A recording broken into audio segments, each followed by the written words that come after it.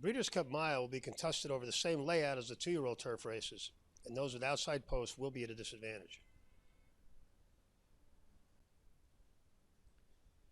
Esoterique will take playoff wins in a couple of Grade 1s, but the European milers are not great this year, and this one isn't that fast.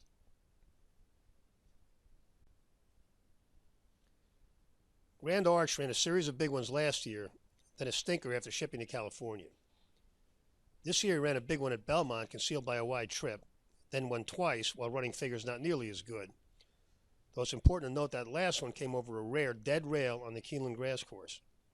On his best, Grand Arch was a very strong contender, and if he has a big one left, we're supposed to see it now. Impassable ran a lifetime top when fresh last time, but even getting weight, she would have to improve considerably to be a factor here. Since she did a lot of developing just to get to that point, we think it's unlikely she will.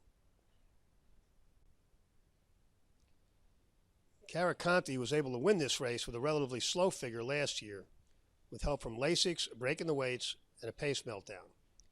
He'll get the Lasix again, but not the other two, and would have to run a lot faster this time. There's no reason to expect that.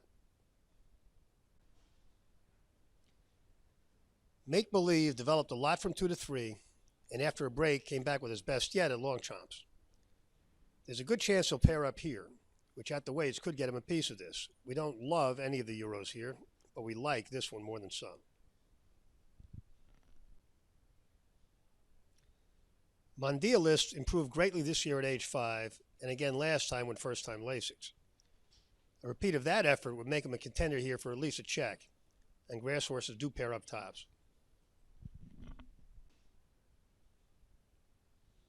Mishawich occasionally runs a big figure, but his last 2 came at Gulfstream, where Pletcher gets lots of good figures. This horse missed a lot of obvious spots this year, and he's tough to have confidence in. Obviously, he got fried by the hot pace in this race last year for the 2nd year in a row, but over the years has run a lot of solid figures and almost always saves ground. This gelding has clearly been campaigning with this race in mind and got a nice prep last time, the first time in his life he saw soft ground. He should be ready to run whatever his best is at this point and should save ground doing it, a big edge. The big question, of course, is whether he can keep the pace reasonable.